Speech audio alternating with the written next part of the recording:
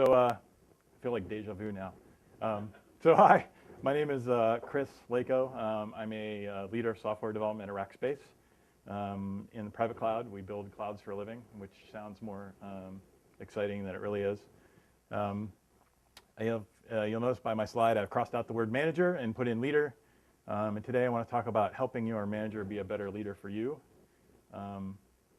While this talk is going to be a lot about me and what my beliefs are and some of the changes that I've gone through between becoming a manager and moving to a leader, my goal out of this talk that is at least one person in this room will go back to work and start asking more questions of their leader, their supervisor, their tech lead, even their peers.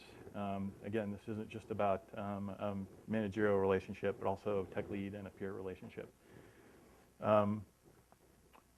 Like all good things, I'll start this with a story. I remember about 3.5 years ago when I got promoted to a manager, and I went to Pittsburgh DevOps Days. And the very first keynote talk was somebody who hated managers, hated management, and railed against managers pretty hard in the first 15 minutes, to which all of my peers and coworkers at the conference looked over at me and laughed gleefully. Luckily at the time I was too scared with the promotion to know what I was even getting into, and it took for a good 6 months for that to sink in. And now that I'm starting to understand what it is to be a leader instead of just a manager by title, I want to share that with as many people as I can, in hopes that they can ask the same of their boss and have that better working relationship with their boss or their group at work. So helping your manager be a better leader for you, or computers. So helping your manager be a better leader for you, or as I like to say, everything I know I learned from Picard Tips on Twitter. Again, a lot of this talk is going to be about me, my beliefs, and sort of my journey from manager to leader. I won't claim to be a great leader. Some days not even a good leader. But I'm now self-aware enough to know that I need to progress and do something better for my people. So Picard management tip: know who you really are and what really matters to you, then let the crew know. This is super important. And I found out shockingly that most people don't know what their boss or their leader or their tech lead believes, right? What is your philosophy on development? What is your philosophy on people, on conflict, on resolution, on work-life balance? All of those things that are really important. I find a lot of people just don't have those conversations. And so for me, one of the first hurdles was having enough experience to know what I believe, so then I can share that with folks in my group, so they better understand me and better know how to interact with me. And it's a two-way street, right? Ultimately, you want them to share the same thing with you so that you can have that conversation with them in a way that they require. For myself, I'm restorative, empathy, developer, analytical, learner, self-assurance, belief, responsibility, relator, and correctedness, if you're into the Clifton Strengths Finders. Things that when I learned as a developer, I gleefully ignored, and then when somebody said, hey, you should probably think about being a manager, I went, oh wait, restorative empathy and developer, yeah. Turns out I care about people, and I like watching them grow. I should probably do that. But knowing that about myself and bringing that is part of it, and thus sharing that with the people in my group and in peer groups, so that they know about me and know that those are my qualities, and maybe it matches with some of their weaknesses, right? And so we can start to work together like stronger Lego bricks to build a stronger team and a stronger product. Again, as an individual contributor, then to manager, and then to leader, right? So the first is the title, which everybody goes, yay, I'm a manager. I don't know what I'm doing, which is really what they're trying to say. And a leader is, to me, taking that next step of getting rid of the ego, understanding who you are, understanding how you want to contribute to your group, and leading by example, be it technically or emotionally, or showing vulnerability to the team, so that they will trust you when they're having hard times, etc.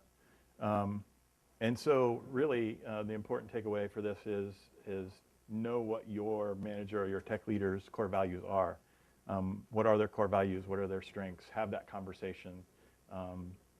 See where you align. See, this gives you insight into, okay, if they panic, 15 minutes before a meeting, know why. Maybe it's because their core values aren't great, for presentations, or they're nervous, or they're really detail focused and they want to talk about the low level details and bigger picture, and if that drives you crazy in a meeting, now you know why. But the main thing here is to ask, talk, share, and listen, both from you to your leader and your leader to you, and open that conversation. Next Picard management tip: be the team coach for your crew, not their loving parent nor their drill sergeant. For me and my beliefs, what this meant was I hate saying that I'm their boss. Somebody will ask me, hey, are you so-and-so's boss? And I cringe a little bit. I'm only for the purposes of HR and paperwork, yes, but my firm belief is that it is a partnership. It's a different career path, right? So just because I deal in meetings and emails and HR activities and career growth, it is no more important than their contributions as an individual contributor in terms of code and team leadership and software quality and et cetera. My job is to unblock their paths so their talents can thrive. Picard management tip number 3, share the credit, take the blame. This is one that I firmly believe in, that I've learned from my leaders, is failure is always I, and success is we or they, right? So regardless of what caused the problem, the failure is solely on my shoulders. Either I didn't give enough direction, I didn't have an open enough conversation, I didn't foresee the problems, or I did see the problems but didn't act quick enough. Whatever it is, my job is to be that point or that umbrella. And success is we or they, right? If the team releases a product, does a great job, hits a deadline, whatever the milestone may be, the success was theirs because it's their team, and not my credit to take. Another Picard management tip: take full responsibility for your crew's mistakes. Again, failure is I, success is we or they. A lot of people will term this the G-rated poop umbrella for your group, right? My job is to shield them from those failures and help guide them to success, and not let that be taken upon them in terms of blame. Next Picard management tip: watch over the crew. They're your responsibility. So one of the things that I had to do, or realized that I had to do earlier on, I mean, it takes a while, right? You spend the first 6 months as a manager sort of freaking out, like, oh my God, I don't know what I'm doing, and I have people now, and they depend on me, and I have to lead this meeting, and I've never led a meeting with 20 people and a whole bunch of peers, and it's quite the experience for some people. But at some point, I had to come to the realization and decide what kind of leader did I want to be. And it's not to say that one is bad or versus the other, and I think a lot of people move between these two types, but I essentially believe that there are two types. There are people leaders who their primary concern is the people and their wellness, and by taking care of them in that way, they will take care of the product. There are leaders who are very technically focused, right? They're focused on some of the details in the project, not necessarily in the weeds, but they're concerned with roadmaps and milestones and planning and stuff like that. We need both kinds of leaders, and I think as leaders move through their career and groups change and projects change and company directions set priorities, right? It's going to be natural to flow in and out of those things, but it's important to be aware that you know which one you want to be, and it's even more important to know which one your leader is and which mode they're acting in your group, right? Being very situationally aware of, is your leader in people mode or technical mode, right? Because that's going to change the nature of your interactions. If you see them stressed out because of deadlines, or if you see them maybe not in planning meetings but more one-on-ones, right? This is, again, a point of them trying to situationally adjust to that. Another Picard management tip along this line: once all of their basic needs are taken care of, crew members are motivated by the meaningfulness of their work. Again, my firm belief is that my job is to take care of the people I'm entrusted with first, the product second. If the people are happy and taken care of, they will take care of the product. And so I don't have to be a in-the-weeds technical meddler in that respect. Next Picard management tip: it's okay to be gentle and kind. I don't know if anybody's seen a talk online about vulnerability, but one of my firm beliefs is to be vulnerable with team members, be an open book if you want the same, right? And vulnerability comes in many levels. It can be standing in front of a presentation that's being recorded and saying, you know what, sometimes I fart in my sleep. That's vulnerability, right?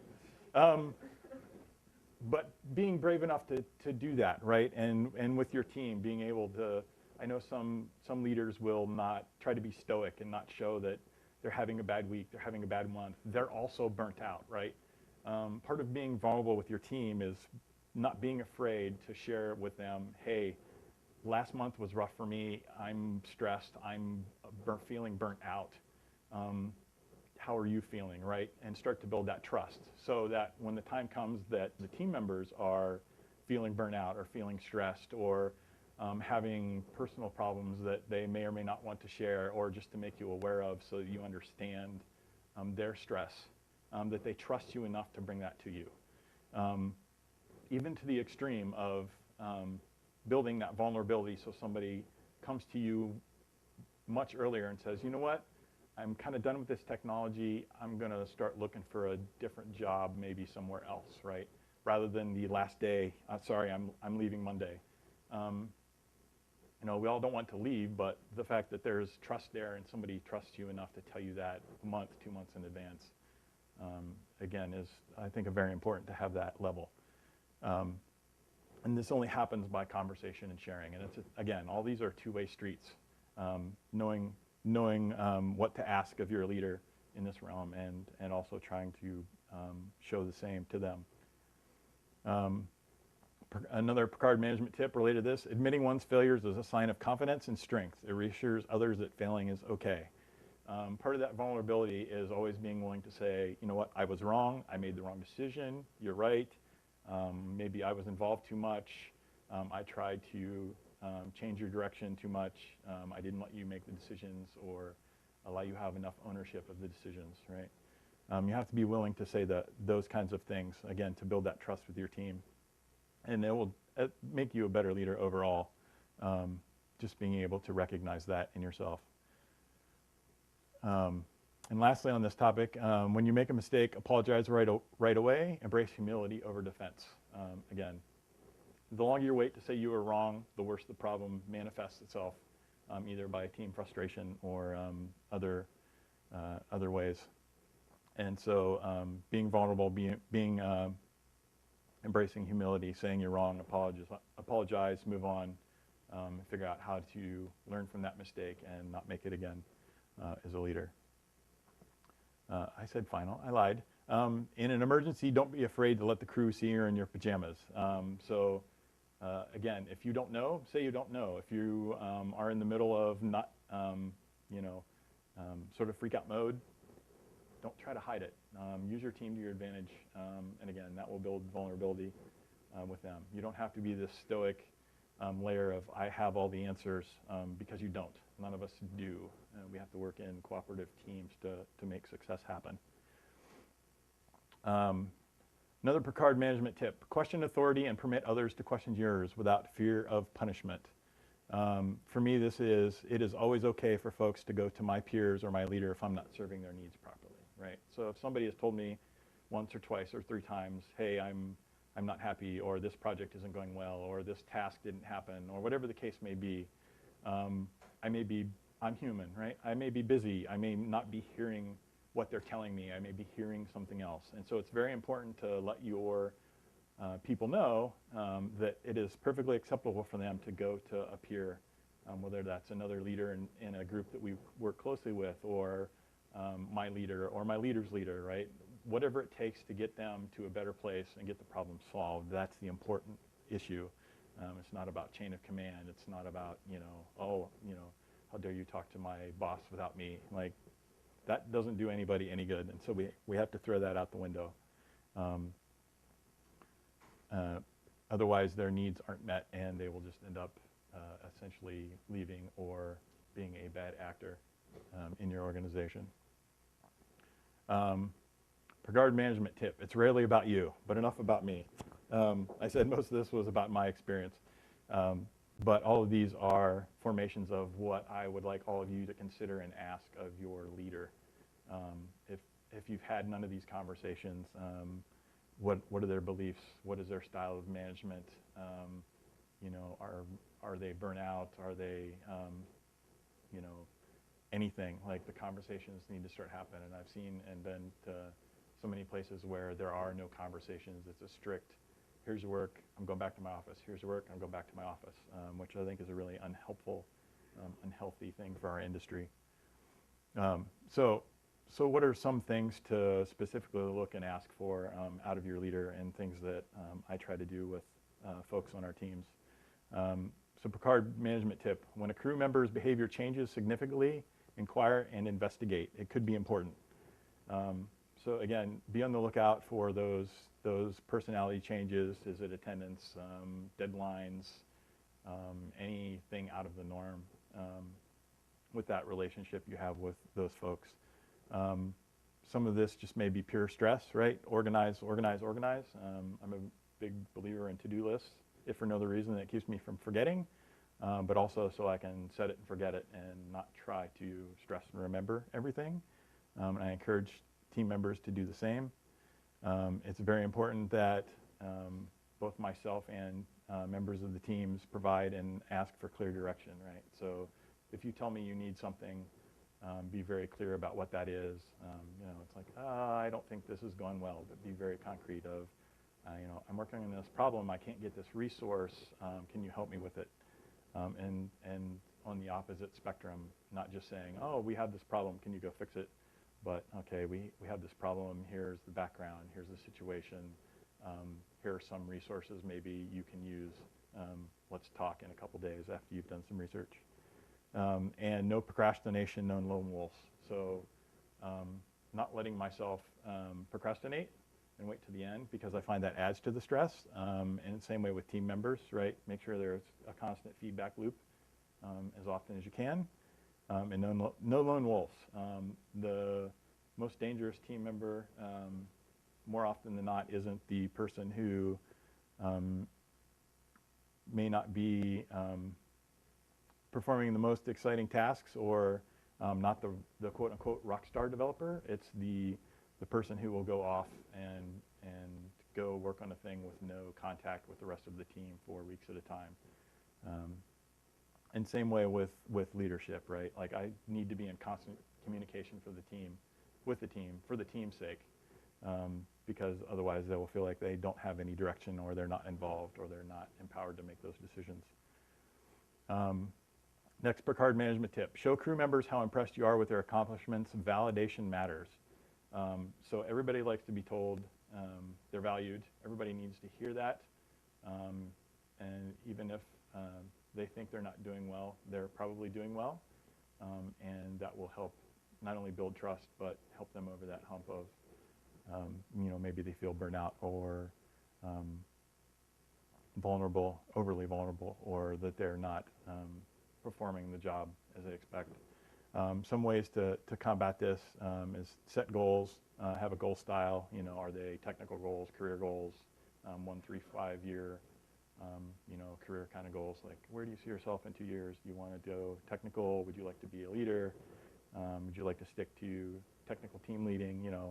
Having those conversations, knowing and having those career direction conversations.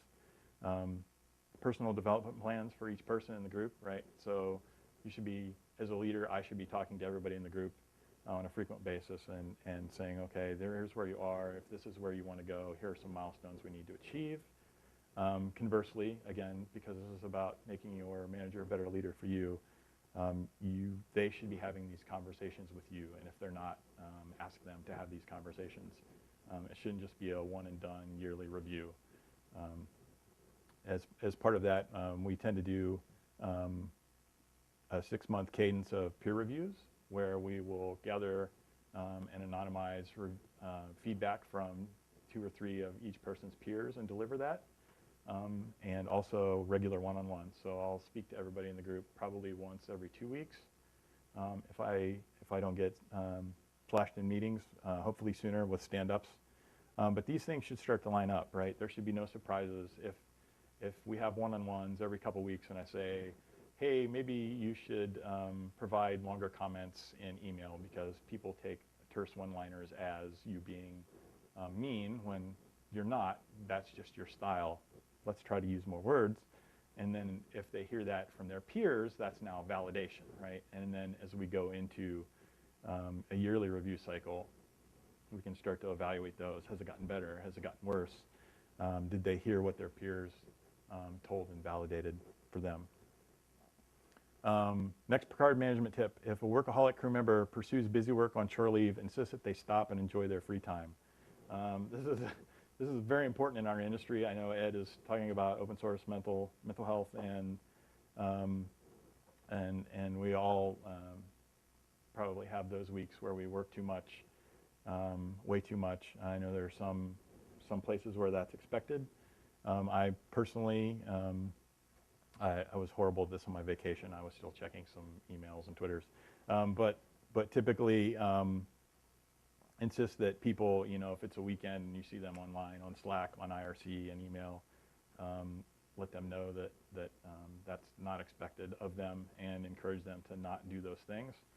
Conversely, if you're being asked to work nights and weekends or put in those over 40 hours, be wary of that and question that, right? There are times, right? We do have times where once or twice a year as a group we'll need to push and get something finished and out for reasons, business, customer, deadlines. But overall, we need to respect those boundaries and plan regular time off. I also make it a point to have a regular conversation with people every quarter of, okay, have you planned some time out this quarter? Take a 5-day weekend, plan a week out. Hey, I see you're really frustrated and you've been working your butt off for 4 weeks. Like, take next week, go. It's really important to get people in that habit of not saving up all their time till the last 3 weeks of the year. While it's fun to take the last month of the year off, it's more detrimental that they wait that long, right? And that they don't take regular time out for their own mental health and their physical health and to recharge their batteries, because we don't want them to be burned out. Next Picard tip: respond to questions unambiguously and with authority. So. The one thing I found that I was really bad at and that I am trying to improve is be clear, be direct, right? So don't expect that they can read their mind or that they have all the context from all the meetings that you've sat through on their behalf. But be very clear and direct about what it is you need, what the use cases are, what the goals are. Again, I'm not saying that I do a great job at it, but I know that I need to do a better job out of it. On the flip side, again, if you're not getting clear direction from your leader, this is something to ask for, right? Don't accept a task with minimal input, right? Ask them right then and there if there's anything you don't understand, if there are any goals that aren't spelled out. The sooner the better. Be honest with folks about the goal and the task, and expect the same. Again, all of these are really a two-way street. And so one last thing that I actually got on Twitter that sort of speaks to this talk was from fantastic Ms. Fox. It says, a note on leadership. There is no need for a job title to enable you to be a leader. There's no required prominence to spark change. So again, while we may think of managers and leaders as a hierarchical chain for HR purposes, a leader is everyone. It is all of us, right? So it is asking these questions of our leader from an HR perspective. It is asking these from our tech leaders in a group if we're working on a project. It is our jobs to ask these things of our peers, right? It is just important that we have these open relationships and questions and understandings with people that we work with, even if they're just a peer, not a tech leader, not a manager, you know, not your VP, not your CTO. Like, this is across the board. And that's really important that we all start to take leadership as something internal that we're all responsible for, because in the end that will help us build better groups, better products, and better humans, more importantly. So before I move on to questions, that I've ended my ramble, I highly encourage anybody, if you haven't, come put your name in the bucket. I have 5 or 6 of these to give away. This book by Camille came out maybe 5 months ago. And I know while it says The Manager's Path, and I've had engineers not want to read it, the truth is this is actually for any leader, peer leader, tech leader, manager, anyone. The first couple chapters even talk about what to expect from your leader and what to expect from your peers and how to become a better leader in that respect. So don't be scared by the word manager in the title. You don't have to want to be a manager to read this book. I encourage everybody that read it, take the time to read it. And lastly, thank you for allowing me to ramble at you for 30 minutes or so. Some stuff online I have on the slides that really sort of helped guide me when I was unsure what kind of leader I wanted to be or what the difference between a manager and a leader was in my life. Some of these are Simon Sinek videos. Has anybody heard of or watched Simon? He's a very profound speaker on leadership. And I put a few links in these slides that I'll tweet out later. Leaders Eat Last, Why Some Teams Pull Together and Others Don't. How Great Leaders Inspire Action. Your why versus the company's why, and always being yourself, which is very important. And the top 10 rules for success. So with that, I will open it up to questions. Yeah, go ahead. We have a mic somewhere, I think, too. Oh, we don't get to use it. We have a mic, but sorry. Okay, I will. I really liked your presentation. I thought this was really good. I'm curious, at the beginning you talked about sharing like how you are as a person to your team. What do you do when there's new people coming into your team all the time? You want to have the same talk over and over? So the question is, I'll paraphrase, sharing this information with my team. What do I do when new members enter the team? For me, it's a couple things. I have a sort of stock email template that I send out to everybody within the first week that covers, okay, here's my belief system, you know, the sort of the high bullet points of, it's okay to go to my boss if I'm not hearing your problems. It's okay to ask peers to intervene if we need to get a problem fixed. You know, failure is I, success is we. All these things I talk about, I literally send them an email with sort of my entire, I hate to use the word manifesto because it's got a negative connotivity, but my belief system as a manager, right? Sort of as an entry point for them to know where I stand and what I believe and how, you know, they can start to interact with me pretty early on. And then usually it's, you know, the first weekend after rookie orientation and a couple weeks of onboarding with their peers, having that first really long one-on-one to go over that email, go over some of these topics, point them at resources like some of those talks, and say, okay, this is, as a leader, this is what has guided me, this is what I believe. When we interact, this is going to help drive how I interact with you and some of my decisions, and give them that nudge towards how we can work together better. Yep.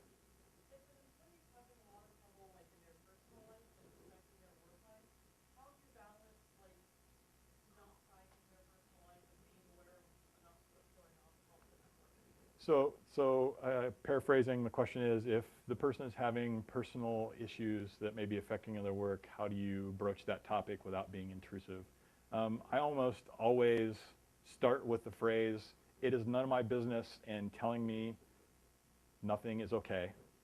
And then I roll into, I've noticed, you've been absent a lot, or you seem aggravated, or whatever the case may be. And, I give the choice to them. They can tell me as much or as little as they want. The important thing is that we start having that conversation that, okay, something's wrong. Are you burnt out? If you're having personal issues, fine. Let's schedule some time out, get out of the office, get away from whatever the problem is. If you need time out from work to take care of whatever this may be, I leave that decision in their hands. I just make sure that the door is open. You can tell me as little as you want. You can tell me as much as you want. The important thing is that I acknowledge that there's something different. They're having a problem. They have the opportunity to talk to me in detail or not, and that they have an opportunity to take time out and resolve whatever it is. And usually on top of that, add a bit of come back when you're ready. Like, if you have 3 days left, you need a week, fine. Like, it is more important to me that you're taking care of yourself and you take the time you need, not that we're worried about some deadline and you're going to be out for that deadline or whatever. Like, again, for me, the personal belief is the person is the more important thing on that. Yeah, well, a lot of questions. I love this. Go ahead. As a manager, and you look at your staff,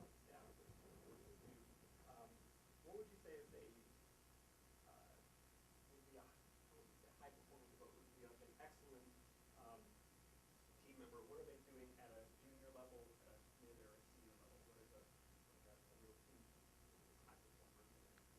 So I think this is probably subjective. The question was, what is a high level, what high performer? Even at a junior level. At a junior or senior level, what do I see them doing? And is this developer, leaders, or both? So to me, what I look for are the things I see are people who are taking initiative to solve problems without necessarily waiting to be told. But even more importantly, the people who notice that there are problems in the group and surface those, right? Like, hey, like this person has been out a couple days, I'm worried about them, or so-and-so seems more angry than usual, you may want to talk to them, right? Somebody who is situationally aware of the team's health, even though it's not their responsibility to be situationally aware necessarily. Those are the sort of leaderships that stand out to me. Hopefully that answers your question. Yep. So you're a fairly new manager. If you go back and give yourself one piece of advice, what would it be? So the question is, if I knew then what I knew now, what advice would I give to myself? Don't? No, I joke. I joke. No, I love my team and I love what I do. My advice would be probably that I should have done this sooner, right? Like typically, at least in my experience, when somebody interviews for director, senior director, CTO, right, they're being asked to come in with high-level 30, 60, 90 plans or, year, 2 year, 5 year visions. And so my advice to me would have been, as moving from an individual contributor to a manager or leader, is do this sooner. Like, do this day one, week one for yourself, and not wait, right? Not wait until you're comfortable, like managing, or going through the meetings or sending the emails or telling somebody that they have to do something, right? And moving from a peer to their leader. I would have done all this early, much earlier, because it would have given me more time to work on building that skill set. We've got about 5 minutes left. More questions? Shoot. Yeah. What are some of the metrics you use to measure like how good as a leader you are? So the question is, what are some of the metrics I use to determine if I'm a good leader? So I will admit that I don't have any good metrics. I should be more, I don't know if it's a thing that should be data driven. For me, it's whatever our task is, are we meeting our deadlines consistently, right? Is the happiness level up? Do we have a lot of people taking unexpected PTO, signs of burnout? I would say for a while it was how long we went without attrition, but now I'm a little wiser and know that that just happens for any old reason, and so that's a bad metric personally. So I don't know that I have any good data-driven metrics to answer that question. A couple more. Yeah, go ahead.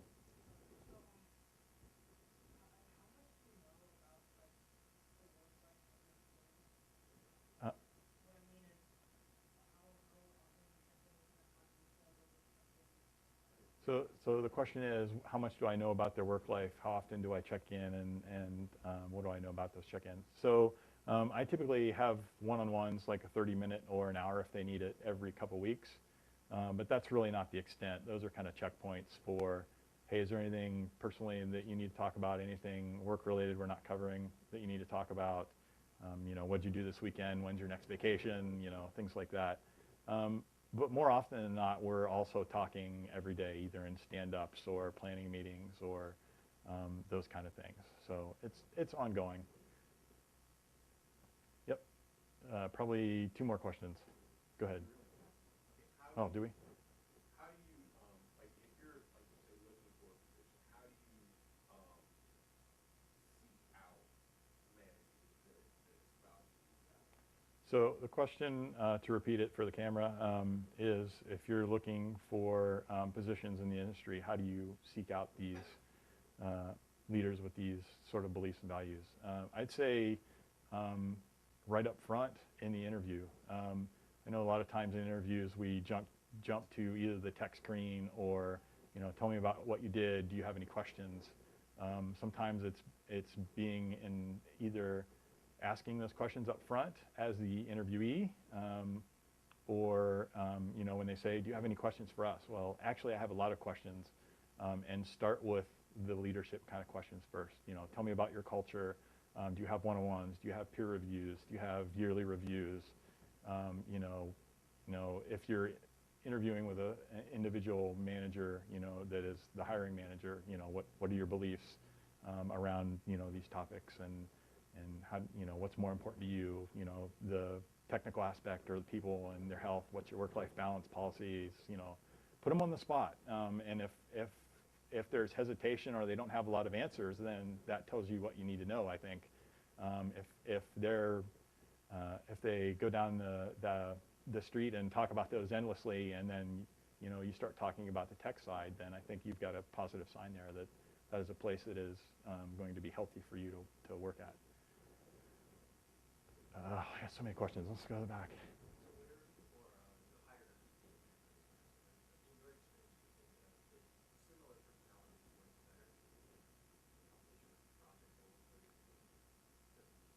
So the question is, when I'm hiring, do I think that similar personalities work better than differing personalities?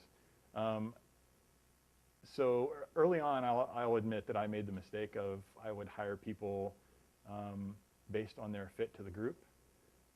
And I think that's still an important metric, but for me now it's a much less important metric. The problem obviously we have in tech that we talk about all the time is diversity, right? And not just ethnic diversity or religious diversity, background, but just experience, right? We need people with different experience, which means we need people to challenge the status quo. If you have a lot of senior folks, hire a lot of younger folks and force mentorship. If you have a lot of people of the same gender, try hiring out of that. I typically don't try to hire specific metrics, but what I will do is tell the recruiter, hey, I need diversity, and whatever that means to you and your policies in the company, let's get more of it. Like, I want people who will challenge, oh, we've done this thing for 3 years, why are we doing that? And force us to have that diversity of thought more than anything else, because that's really what's going to drive the strength of the team and break us out into better solutions, and not do things the way we've always done it. Okay, more questions? Yeah. Yeah. So the lone wolf comment that you made, I think is totally valid all over the place. But frankly, there's some people that work better independently versus in groups. And so how do you foster those independent workers without turning them into lone wolves and making them a valuable target? Yeah, I think so the question is, with lone wolves, some people work better alone, and how do you foster that versus people who need to work with the team, if I understand the question correctly. I think it's step one is obviously recognizing who those people are, and make sure that they have the relevant work. And really it's about setting expectation, right? So if the people really are need to work alone, that's fine, but they also need to over-communicate, right? It's almost like being a remote worker. So Rackspace is in San Antonio. Some of my team is in San Antonio. Some of the team is spread across the U.S. I live in Ohio. And so part of being remote is you have to over-communicate, right? Because we're not sitting next to each other. We don't get to see our successes and our failures and hear about them firsthand. And it's the same way I think with lone wolves. There are people who need quiet, who need to work alone, who need that time to focus, who don't need context switches getting in their way. But you need to identify who those people are, give them the space to do it, but ensure that they're also following that up with communication, because that's their responsibility. If you need that time alone to focus, you need to over-communicate with the team. Okay, here's the progress I made today. Here's the problems I'm facing. Here's what I'm going to work on tomorrow. Because without that, you may find yourself 3-4 weeks down the road with no progress, or the wrong progress, or a solution that was to the wrong problem. So, yep.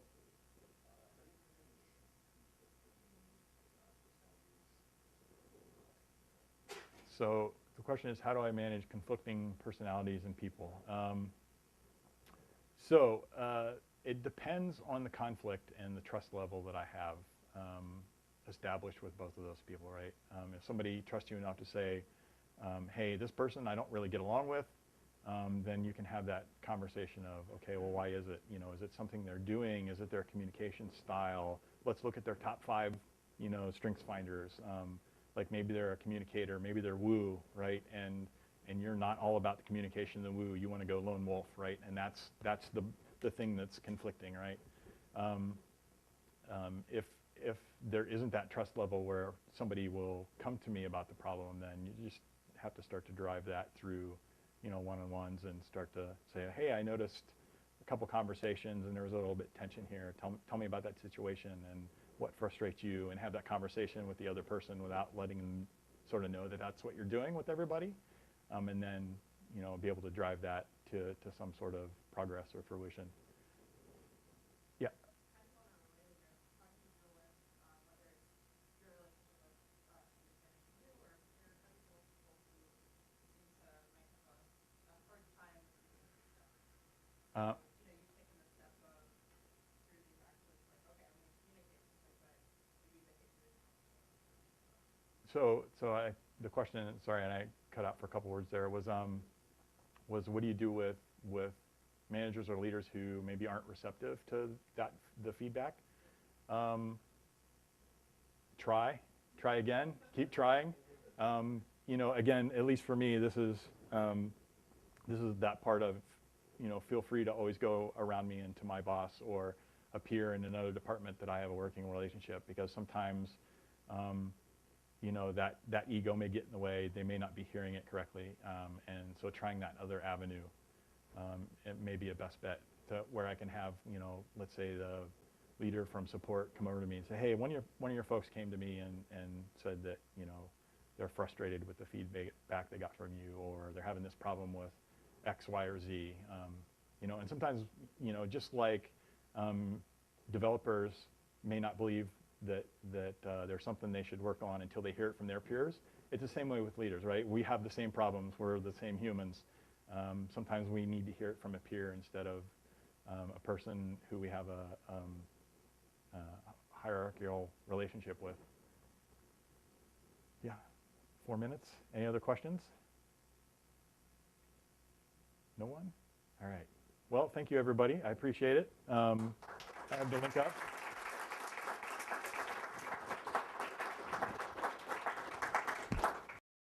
So I feel like deja vu now.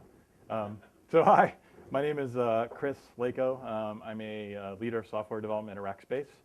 In the private cloud, we build clouds for a living, which sounds more exciting than it really is. You'll notice by my slide I've crossed out the word manager and put in leader.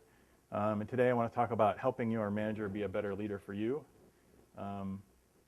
While this talk is going to be a lot about me and what my beliefs are and some of the changes that I've gone through between becoming a manager and moving to a leader, my goal out of this talk that is at least one person in this room will go back to work and start asking more questions of their leader, their supervisor, their tech lead, even their peers. Again, this isn't just about a managerial relationship, but also tech lead and a peer relationship. So like all good things, I'll start this with a story. So helping your manager be a better leader for you, or as I like to say, everything I know I learned from Picard Tips on Twitter. Again,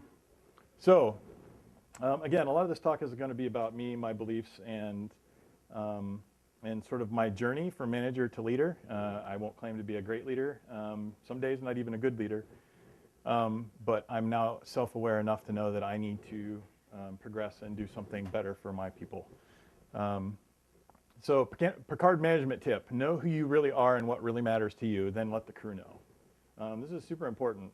And I found out shockingly that most people don't know what their boss or their leader or their tech lead believes, right?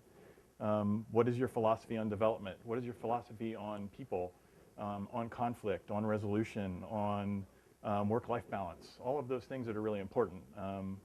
I find a lot of people just don't have those conversations. And so for me, one of the first hurdles was, right, and so we can start to work together like stronger Lego bricks to build a stronger team and a stronger product.